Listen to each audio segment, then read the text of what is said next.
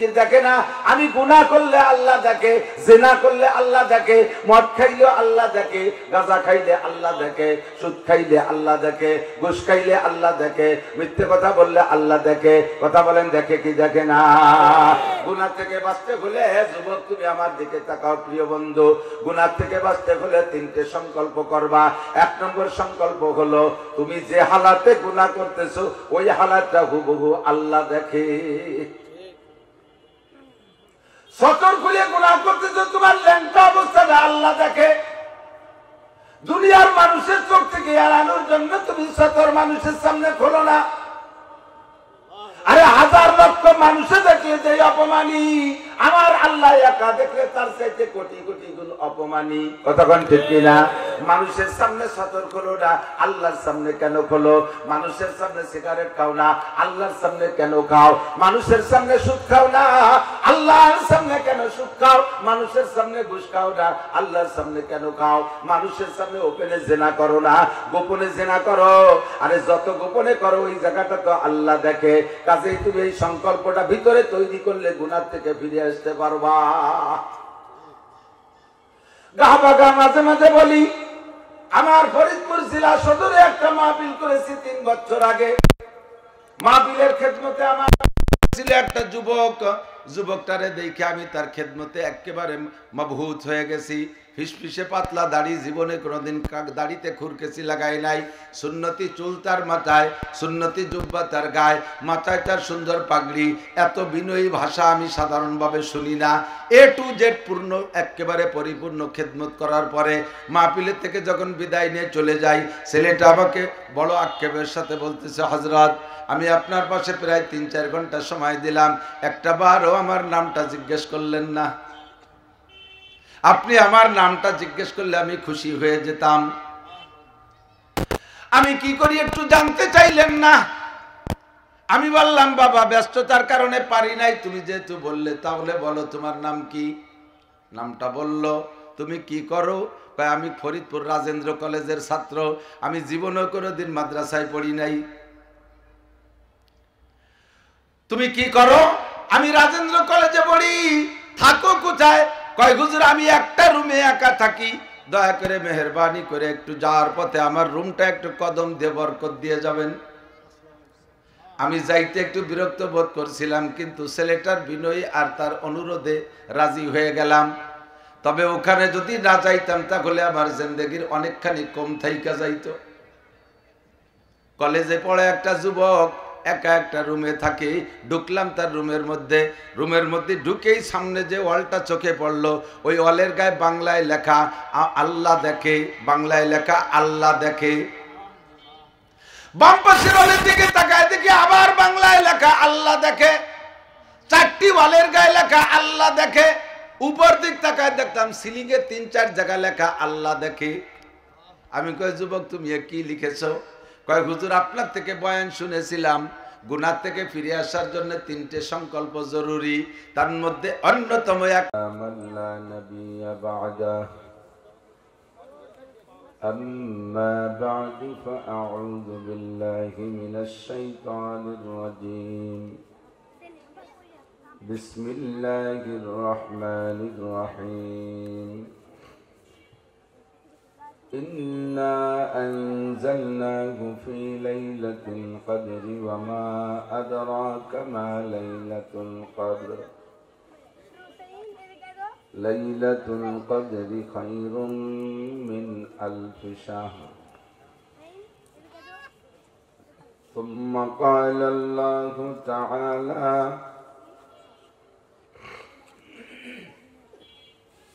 شهر رمضان الذي أنزل فيه القرآن هدى للناس وبينات من الهدى والفرقان. وقال تعالى إنا عرضنا الأمانة على السماوات والأرض والجبال فأبين أن يحملنها وأشفقن منها وحملها الإنسان إنه كان ظلوما جهولا وقال محمد رسول الله صلى الله عليه وسلم خيركم من تعلم القرآن وعلمه أو كما قال عليه الصلاة والسلام سبحانك لا علم لنا إلا ما علمتنا إنك أنت العليم الحكيم جزى الله عنا محمدا ما هو أهله سبحان الله وبحمده سبحان الله العظيم اللهم أرنا الحق حقا وارزقنا اتباعه وأرنا الباطل باطلا وارزقنا اجتنابه সকলে বলি আমিন।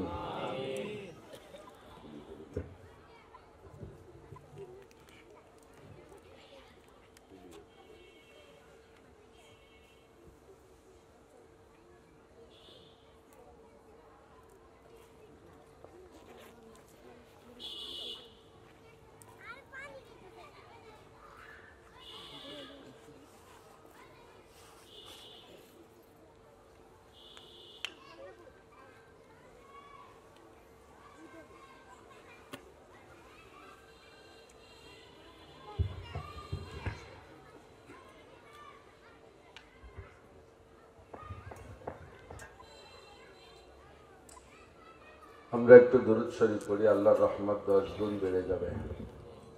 আল্লাহুম্মা সাল্লি আলা মুহাম্মাদিন ওয়া আলা আলি মুহাম্মাদ কামা সাল্লাইতা আলা ইব্রাহিম ওয়া আলা আলি ইব্রাহিম ইন্নাকা হামিদুম মাজিদ। اللهم بارك على محمد وعلى آل محمد كما باركت على إبراهيم وعلى آل إبراهيم إنك حميد مجيد।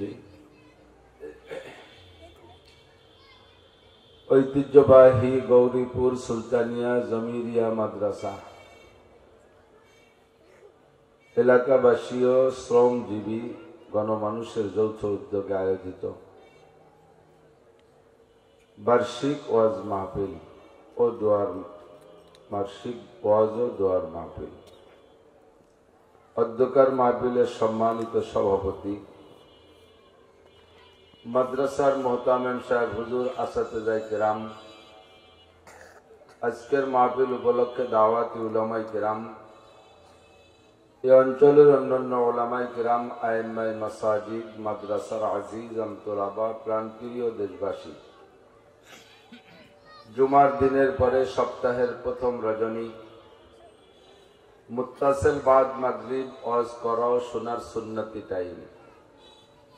হুজুর আলাইহিস সালাতু ওয়াস সালাম সাহাবায়ে কিরামদেরকে বয়ান করতেন বেশিরভাগ ফজর বাদ মাগরিব বাদ।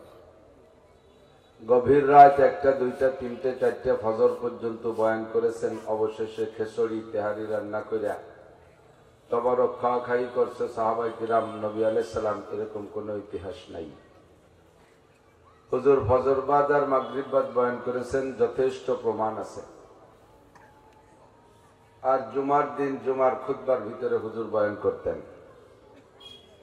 আমরা এই 3টে সময়ের একটি সুন্নতি সময়ের অনুসরণ করে আশুলিয়া ইন্ডাস্ট্রিয়াল এলাকার কর্মজীবী ব্যস্ত মানুষের মধ্য থেকে আল্লাহ পাক আমাদেরকে দুনিয়াবী সব কর্মব্যস্ততা ফেলে রেখে জাহান্নামের ভয়ে জান্নাতের আশায়, গুমরাহির ভয়ে হিদায়াতের আশায়, গুনাহের ভয়ে সওয়াবের আশায়, শিরিক ও কফর মুক্ত ঈমান গড়ার লক্ষ্যে বেদাত মুক্ত সুন্নতি আমলের প্রশিক্ষণ দেওয়ার জন্য আল্লাহ তার রাসূল সাল্লাল্লাহু আলাইহি ওয়াসাল্লামের প্রেম ও ভালোবাসা অন্তরে নিয়ে কোরআন সুন্নাহ থেকে কিছু ভালো কথা বলা এবং শোনার জন্য সুন্দর একটা পরিবেশ গঠন করে দিয়েছেন এবং আমাদেরকে প্রথম ভাগে আসার বসার তৌফিক দান করেছেন। শুকর আদায় করি আলহামদুলিল্লাহ। ঈশা পর্যন্ত, মাগরিবের পরে সময় অনেক বেশি না, দূর এলাকা পর্যন্ত মাইক দেওয়া হয়েছে, মাঝে মাঝে মসজিদ আছে। সুনির্দিষ্ট সময় সব মসজিদে আজান হবে, নামাজ হবে। এক মসজিদে আজান হবে, নামাজ হবে, আর এখানে মাইকের আওয়াজ হবে। একটা ফরজ ইবাদতের ডিস্টার্ব হবে, ক্ষতি হবে, এরকম নফল ইবাদতের এক পয়সারও দাম নেই। কাজেই আমরা ঈশার আগ পর্যন্ত যে সময়টা, এক বৈঠকে ইনশাআল্লাহ এই সময়টায় কিছু আলোচনা করব, শুনব। আল্লাহ পাক আমাদের তৌফিক এনায়েত করুন, সবাই বলি আমিন। বয়ান শোনার জন্য একটা আদব আল্লাহ পাক রব্বুল আলামিন নিজেই বলেছেন, ওয়া ইযা কুরিয়াল কুরআনু ফাসতামিউ, যখন কোরআনে কারীম রিডিং তিলাওয়াত করা হয় তরজমা তাফসীর ছাড়াই, অথবা তরজমা তাফসীর সাথে আলোচনা করা হয়, ফাসতামিউ, অন্তরের কান দিয়ে শোনো। অন্তরের কান দিয়ে শুনতে হলে কি লাগবে? ওয়া আনসিতু, এমত অবস্থায় যে তুমি মুখরে বন্ধ রাখো। কি বন্ধ? মুখরে বন্ধ রাখো। কিসের থেকে? মুখের যত কাজ আছে এই কাজগুলো আপাতত বন্ধ রাখো। এক নম্বরে বয়ান চলাকালে কথা হবে না। দুই নম্বরে বয়ান চলাকালে বাদাম, চানাচুর ইত্যাদি খাওয়া হবে না। পান টান এই জাগর কাটা বাদ দিতে হবে। সব কিছু থেকে মুখরে ফ্রেশ করে অন্তরের কানটা বক্তার বয়ানের দিকে সেট করতে হবে। হুকুম আল্লাহর। কার হুকুম? তাহলে কমপক্ষে ওয়াজিব, কমপক্ষে এটা ওয়াজিব। আর ওয়াজিব তর কইলে কবিরা গুনাহ। অবশ্যই এ মাঠে আসছি কিছু নেকি কামাই করার জন্য, কাজেই আমরা কোনোভাবে কবিরা গুনাহ করব না, সগীরা গুনাহ করব না। যতক্ষণ বসে থাকি যে কোনো কৌশলে কিছু নেকি কামাই করে যাওয়ার চেষ্টা করব। রাজি আছি না ইনশাআল্লাহ? আর হুজুর আলাইহিস সালাতু ওয়াস সালামের মজলিসে সাহাবায়ে কিরামদের বসা নিয়ে হুজুর কয়েকটা আদব বলেছেন। একদা হযরত জিবরিল আলাইহিস সালাতু ওয়াস সালাম হুজুরের মজলিসে আসলেন। উলামা হযরত জানে হাদিসটার নাম হাদিসে জিবরাইল। হযরত ওমর বলতেছেন, বাইনামা নাহনু ইনদা রাসূলিল্লাহি সাল্লাল্লাহু আলাইহি ওয়াসাল্লাম, আমরা হুজুরের সামনে বসা ছিলাম। ইজ তালা আলাইনা রাজুলুন শাদীদু বায়াদিস সিয়াব ওয়া শাদীদু সাওয়াদিস শার, ইতিমধ্যে আমাদের মাঝে একটা লোক আসলো, গায়ের কাপড় একেবারে সাদা, চুলদাড়িগুলো একেবারে মিচমিচে কালো। লা ইউরা আলাইহি আসারুস সফর, মুসাফির বলে কোনো আলামত তার ভিতরে নেই। মুসাফির হলে সাদা কাপড়, লং পথ চলতে চলতে কালো ময়লা হয়ে যায়। মরুভূমির দেশ, লম্বা সফর করে আসলে চুল দাড়ি আউলো কেশ বাউল বেশ হয়ে যায়, ময়লা হয়ে যায়, এমন কোন আলামত তার মধ্যে নেই। মনে হয় যেন পাশে কোথাও বাসা, ওখান থেকে বেরিয়ে আসছে। আবার লম্বা সফর করলে কাছে কিছু না কিছু ব্যাগ ব্যাগেজ থাকে, তাও কিছু নাই, একেবারে খালি হাত। আবার লোকটাকে লা ইয়ারিফুহু মিন্না আহাদুন, আমরা কেউ তাকে চিনি না। যদি নিকটের লোক হয় তাহলে অবশ্যই চিনব, আর চিনি না যেহেতু লোকটা অবশ্যই মুসাফির। কিন্তু সফরের কোনো আলামত তার মধ্যে নেই।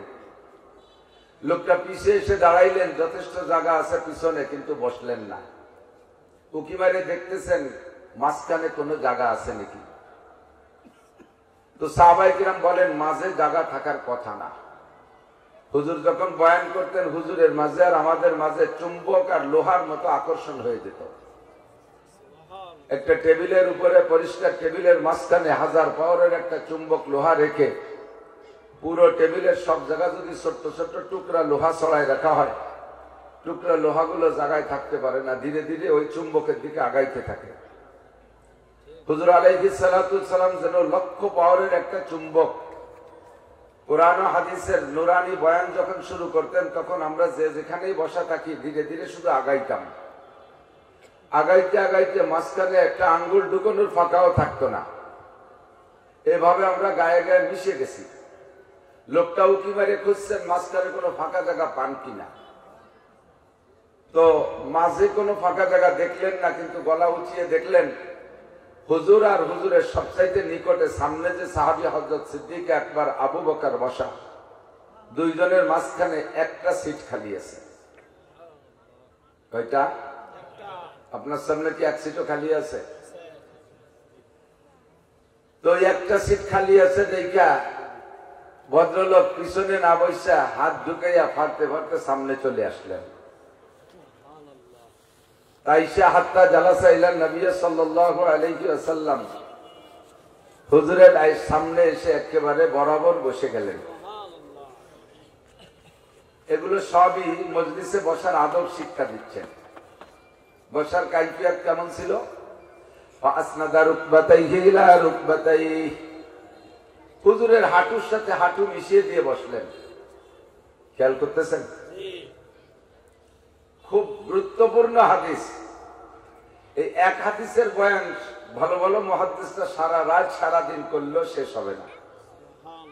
আমি ছোট মানুষ, আমিও 2-3 ঘন্টা করতে পারবো, কিন্তু সেদিকে যাব না। আমি একটা কথা বলি, আমি আলোচনার দিকে চলে যাব। বসলেন হুজুরের সামনে কিভাবে? হুজুরের হাঁটুর সাথে হাঁটু মিশিয়ে দিয়ে বসলেন। একটু বলবেন হাঁটুর সাথে হাঁটু মিশাইতে হলে কোন ভাবে বসলে মেশে? যদি এভাবে আসন দিয়ে বসেন তাহলে দুইজনের হাঁটু মিশতে হলে দুইজন একই সাইজের লম্বা হওয়া লাগবে। একজন যদি 7 ফুট হয় আর একজন যদি 5 ফুট হয়, 7 ফুটওয়ালা হাঁটু ভেসালের বাসের মতো কত দূর চলে যাবে না? 5 ফুটওয়ালা হাঁটুর মিশবে না। দুইজন যদি হাঁটু উঁচু করে বসে তাহলে 7 ফুটওয়ালার হাঁটু 5 ফুটওয়ালার মাথার দ্বারে চলে যাবে, হাঁটু মিশবে না।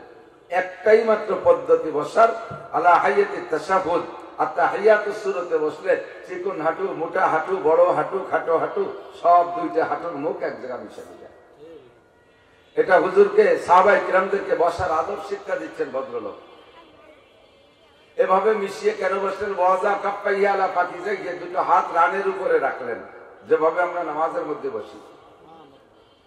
এটা মজলিসে বসার প্রথম সুন্নাত। আপনি আমার আগে হুজুর বয়ান করেছেন, মানে আহাব্বা সুন্নতি ফাকাদ আহাব্বানি, যে আমার একটা সুন্নতকে ভালোবাসে সেজন্য আমাকে ভালোবাসলো। আর নবী আলাইহিস সালাতু ওয়াস সালামের শরীয়তের আমলের ক্ষেত্রে মজলিস ভিত্তিক ফেরেশতারা প্রথম অবস্থাটা দেখে। খুব খেয়াল, ফেরেশতারা প্রথম অবস্থা বসার আদব। ছোট্ট পোলাপানের কাছে জিজ্ঞেস করেন কয় প্রকার? নুরানি বাচ্চারা বলে বসার আদব 3 প্রকার। বসার আদব 3 প্রকার। তো তার ভিতরে এক প্রকার হলো পাশার নিচে একটা পিড়ি টিড়ি দিয়া হাঁটু উঁচু করে বসা খানা খাওয়ার সময়। আর একটা হলো বাম পাটা বিছিয়ে দিয়ে ডান পাকে খাড়া করে রেখে বসা, হাঁটুটাকে খাড়া করে বসা। আর একটা হলো আত্তাহিয়াতুস সূরাতে বসা। আপনি যে কোনো মজলিসে এই 2 অবস্থায়, 3 অবস্থার লাস্ট অবস্থা যারা, যেটা আত্তাহিয়াতুস সূরাতে বসা, এটা হবে সবচেয়ে সুন্দর বসা। মজলিসের শুরুতে আপনি একবার এমন করে বসছেন, সুন্নতের বার আমল হয়ে গেছে। আপনি খানা খাওয়ার শুরুতে আত্তাহিয়াতুস সূরাতে বসছেন, এরপরে আর বসে থাকতে পারতেছেন না, রান মোটা, টাইট, শক্ত, কষ্ট হচ্ছে। এরপরে আপনি যেভাবেই বসেন না কেন, ফেরেশতারা ওই শেষের অবস্থা দেখবে না। শুরুতে আপনি সুন্নতি কায়দায় বসছেন, এইটা নিয়ে আল্লাহর কাছে জমা দিয়ে দেন।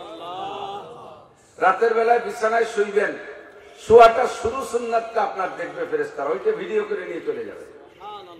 শোয়ার সময় আপনি সুন্নতি কায়ফিয়ত কেমন হবে আমার বডির দিকে তাকাইলে দেখবেন।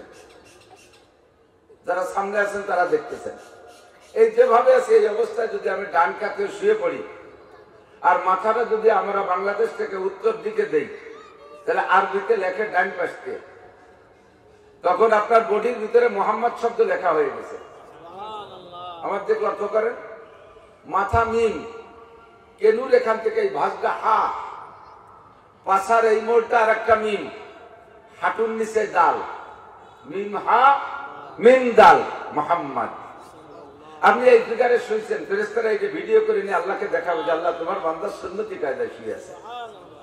এরপরে রাত্রে ঘুমাই গেলি কে কোন অবস্থায় শুয়েছেন, লুঙ্গি খুলে গলার দ্বারে চলে আসছে, প্যান্ট খুলে খাটের নিচে পড়ে গেছে, উড়ে শুয়েছেন, ওগুলো ফেরেশতারা আর দেখবে না, শুরু অবস্থাটা দেখবে সুন্নতি অবস্থা হলো কিনা। আপনি মজলিসে বসার সময় প্রথম আত্তাহিয়াতুস সুন্নতে বসেন, এরপরে খারাপ লাগতেছে পা টান করে দেন, খারাপ লাগতেছে আসন দিয়ে বসেন, এটা ফেরেশতারা দেখবে না, শুরুটা দেখবে আলা হায়াতিত তাশাহুদ, এইটা ফেরেশতারা ভিডিও করে নিয়ে যাবে। বলেন না সুবহানাল্লাহ। সহজ পথ, সহজ পথ। ফেরেশতারা খুব সরল, আল্লাহ যেভাবে তাদের সরল ভাবে আমল করতে বলেছেন, অর্ডার করেছেন, তারা সেভাবেই করে। আল্লাহ তো ওই ভদ্রলোক সামনে এসে ভাবে বসলেন, এরপরে হুজুরের কাছে চারটে জিজ্ঞাসা করেছেন, সিরাত তরজমা, হুজুরের কাছে চারটে জিজ্ঞাসা করেছেন একেবারে বিনয়ের সাথে, ভদ্রতার সাথে, নম্রতার চরম। ইয়া মুহাম্মদ, ইয়া মুহাম্মদ, ইয়া মুহাম্মদ আকবিরনি আনিল ইসলাম, হুজুর আমাকে একটু ইসলাম শিখিয়ে দেবেন। যেই লোকটা নবী পাকের কাছে ইসলাম শিখতে প্রস্তাব রেখেছেন, এই লোকটা 2.5 থেকে 3 লক্ষ নবী রাসূলকে ইসলাম শিখাইছে। তাহলে উনি ইসলাম জানে কি জানে না? এরপরও কেন জিজ্ঞাসা করলেন? সাহাবায়ে কিরামদেরকে প্রশিক্ষণ দিচ্ছেন, বক্তার কাছ থেকে শ্রোতা, উস্তাদের কাছ থেকে ছাত্র, পীরের কাছ থেকে মুরিদ, হ্যাঁ, উস্তাদের কাছ থেকে ছাত্র, এবং কিভাবে জিজ্ঞাসা করতে হবে এই জিজ্ঞাসার পদ্ধতিটা শিক্ষা দিচ্ছে। উদ্ভট, হুজুর ওটা বাদ দিয়ে এটা কন, একটা সময় ছিল না বাংলাদেশে, হুজুর এটা বাদ দিয়ে ওইটা কন। এই জাতীয় বিয়াদবকে শিক্ষা দেওয়ার জন্য ভদ্রলোক আসছে, যাতে এরকম বিয়াদবি ভাবে কেউ জিজ্ঞাসা না করে, ভদ্রতার সাথে। ইয়া মুহাম্মদ আকবিরনি আনিল ইসলাম, হুজুর আমার একটু ইসলাম শিখিয়ে দেন। فقال النبي صلى الله عليه وسلم قال أن تشهد لا إله إلا الله وأن تقيم الصلاة وتؤتي الزكاة وتصوم رمضان وتحج البيت إن استطعت إليه سبيلا। নবী পাক ওই লোকটাকে জবাব দিয়ে দিলেন, ইসলাম হলো 5টা জিনিসের নাম, একটু বলেন কয়টা? 1 নম্বরে কালেমায়ে শাহাদাত মুখে পড়া একবার পড়ে ফেলি, আশহাদু আল্লা ইলাহা ইল্লাল্লাহু ওয়া আশহাদু আন্না মুহাম্মাদান আবদুহু ওয়া রাসূলুহু। এই কলেমাকে মুখে পড়ার নাম ইসলাম, আর কলেমার অর্থ জেনে অন্তরে বিশ্বাস করার নাম হলো ঈমান। ঈমান মানে বিশ্বাস, ইসলাম মানে জবানে স্বীকার করা। 1 নম্বরে আনতে শাহাদা লা ইলাহা ইল্লাল্লাহ, 2 নম্বরে আনতে কিমাস সালাহ, নামাজ কায়েম করবা, 3 নম্বরে তুতিজ যাকাত, তোমার মাল হইলে যাকাত দিবা, 4 নম্বরে তাসুমা রমাদান, রমজান পাইলে সুস্থ থাকলে রোজা রাখবা, 5 নম্বরে তাহুজ্জাল বাইতা ইন ইসতাতা ইলাইহি সাবিলা, আল্লাহ তাআলা যদি তোমার সার্বিক তৌফিক দান করে, তাহলে তৌফিক হলে একবার মক্কায় যে হজ করবা, এর নাম হলো ইসলাম। জিজ্ঞাসা করেছে লোকটা এমন ভাবে কেমন যেন সত্যি তিনি জানেন না, জানার জন্য জিজ্ঞাসা করেছেন। নবী পাক যখন জবাব দিয়ে দিলেন, এবার লোকটা কয় সাদাক্তা, বুঝেন নাই কথা? কয় সাদাক্তা মানে ঠিক বলছেন, একটু ভুল হয় নাই। হযরত ওমর কয় ফাআজিবনা লাহু, লোকটার আচরণে আশ্চর্য হয়ে গেলাম। ইয়াসআলুহু ওয়া ইউসাদ্দিকুহু, জিজ্ঞাসা করে মূর্খের মতো, আবার নবী জবাব দেওয়ার পরে সত্যায়িত করে পণ্ডিতের মতো, যেন হুজুরের চাইতে বেশি জানে। সুম্মা ক্বালা ইয়া মুহাম্মদ আকবিরনি আনিল ঈমান, এরপরে আবার বললেন, হে মুহাম্মদ একটু ঈমান সম্পর্কে বলবেন, ঈমান কি জিনিস আমারে ঈমান শিখাই দিবেন। এই ভদ্রলোক সেই ভদ্রলোক, যেই ভদ্রলোক 2.5-3 লক্ষ নবী রাসূলকে ঈমানের প্রশিক্ষণ দিয়েছেন, উনি এবারও বলেন আমারে ঈমান শিখায় দেন। সাহাবায়ে কিরামদেরকে জিজ্ঞাসা করার পদ্ধতির প্রশিক্ষণ চলতেছে। ক্বালা আনতুমিনা বিল্লাহি ওয়া মালাইকাতিহি ওয়া কুতুবিহি ওয়া রুসুলিহি واليوم الآخر والقدر خيره وشره من الله تعالى والبعث بعد الموت। ইমানে মুফাসসাল নবী পাক শুনিয়ে দিলেন, বললেন ঈমান হলো আল্লাহকে বিশ্বাস করা, নবী রাসূলদের বিশ্বাস করা, ফেরেশতা মণ্ডলীকে বিশ্বাস করা, আসমানি কিতাবকে মেনে নেওয়া, আর দুনিয়ার দিনের শেষ দিন। আজকে চলে গেছে শুক্রবার, আগামীকাল শনিবার, এমন করে 7 দিনের মধ্যে সপ্তাহ ঘুরতে আছে। হঠাৎ করে একদিন মুহররম মাসের 10 তারিখে শুক্রবার, দুনিয়ায় শুক্রবার ধ্বংস হয়ে যাবে, ওর পরে আর দুনিয়ায় কোনোদিন শনিবার আসবে না। ওই দিনের নাম হলো ইয়াউমুল আখির, দুনিয়ার দিনের শেষ দিন, অর্থাৎ কিয়ামতকে বিশ্বাস করা। 6 নম্বরে ওয়াল কদর, তকদিরকে বিশ্বাস করা, ভালো মন্দ সব কিছু আল্লাহর পক্ষ থেকে ফয়সালা হয়ে আসে, এই কথাকে অন্তর থেকে বিশ্বাস করা। 7 নম্বরে ওয়াল বা'স বা'দাল মাউত, মরণের পরে আবার কিয়ামতের ময়দানে উঠতে হবে। মিনহা খালাকনাকুম ওয়া ফিহা নুঈদুকুম ওয়া মিনহা নুখরিজুকুম তারাতান উখরা, বানাইছি তোমাকে মাটি দিয়ে, আবার মাটির মধ্যে তোমাকে এনে ছাড়বো। ওয়া মিনহা নুখরিজুকুম তারাতান উখরা, এই মাটির মধ্যে কেউ লুকায় পালায় থাকতে পারবা না, হাসরের মাঠে সকলকে আমি বের করেই ছাড়বো। এই কথার পর বিশ্বাস রাখা, বিশ্বাস আছে না নাই? একটু বলেন আছে?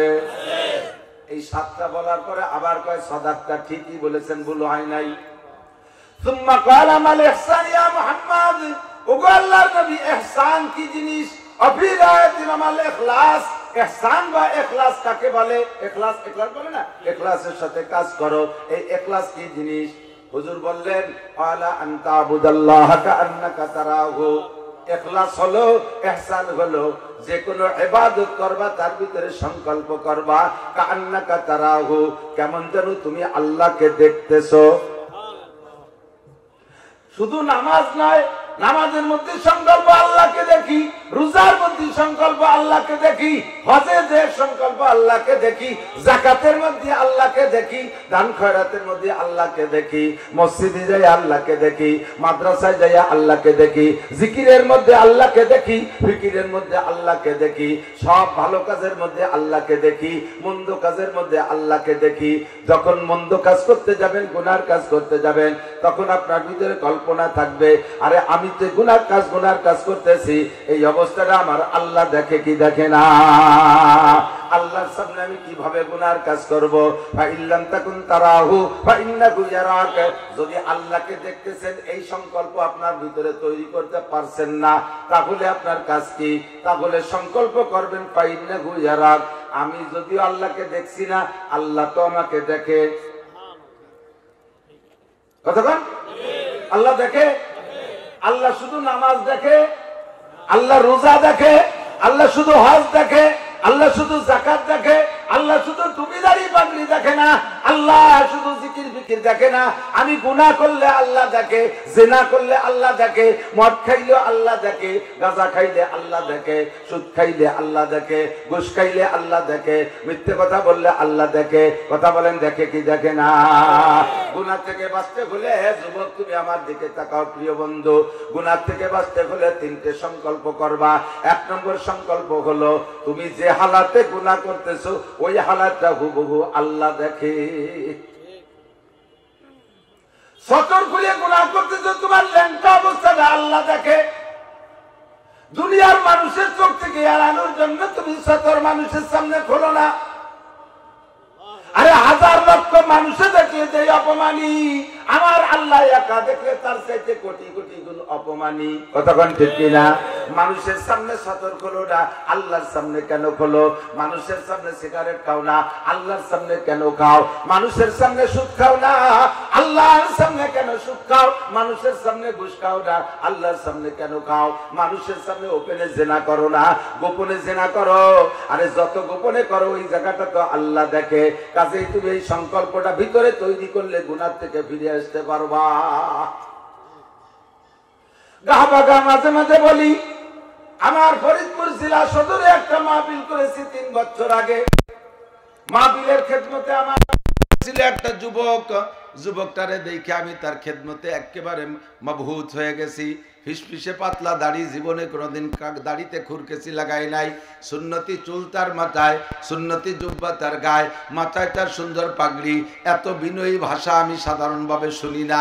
A to Z পূর্ণ একেবারে পরিপূর্ণ খেদমত করার পরে মাহফিলের থেকে যখন বিদায় নিয়ে চলে যাই, ছেলেটা আমাকে বড় আক্ষেপের সাথে বলতেছে, হযরত আমি আপনার পাশে প্রায় 3-4 ঘন্টা সময় দিলাম, একটা বারও আমার নামটা জিজ্ঞেস করলেন না। আপনি আমার নামটা জিজ্ঞেস করলে আমি খুশি হয়ে যেতাম। আমি কি করি একটু জানতে চাইলেন না। আমি বললাম, বাবা ব্যস্ততার কারণে পারি নাই, তুমি যেহেতু বললে তাহলে বলো তোমার নাম কি। নামটা বলল। তুমি কি করো? আমি ফরিদপুর রাজেন্দ্র কলেজের ছাত্র, আমি জীবনে কোনোদিন মাদ্রাসায় পড়ি নাই। তুমি কি করো? আমি রাজেন্দ্র কলেজে পড়ি। থাকো কোথায়? কয় হুজুর আমি একটা রুমে একা থাকি, দয়া করে মেহেরবানি করে একটু যাওয়ার পথে আমার রুমটা একটু কদম দিয়ে বরকত দিয়ে যাবেন। আমি যাইতে একটু বিরক্ত বোধ করছিলাম, কিন্তু ছেলেটার বিনয়ী আর তার অনুরোধে রাজি হয়ে গেলাম। তবে ওখানে যদি না যাইতাম তাহলে আমার জিন্দেগির অনেকখানি কম থাইকা যাইতো। কলেজে পড়ে একটা যুবক একা একটা রুমে থাকে। ঢুকলাম তার রুমের মধ্যে ঢুকেই সামনে যে ওয়ালটা চোখে পড়লো, ওই ওয়ালের গায়ে বাংলায় লেখা আল্লাহ দেখে, বাংলায় লেখা আল্লাহ দেখে। বাম পাশের ওয়ালের দিকে তাকায় দেখি আবার বাংলায় লেখা আল্লাহ দেখে। 4টি ওয়ালের গায়ে লেখা আল্লাহ দেখে। উপর দিক তাকায় দেখতাম সিলিং এ 3-4 জায়গায় লেখা আল্লাহ দেখে। আমি কই, যুবক তুমি কি লিখেছো? কয় হুজুর আপনার থেকে বয়ান শুনেছিলাম, গুনাহ থেকে ফিরে আসার জন্য 3টে সংকল্প জরুরি, তার মধ্যে অন্যতম এক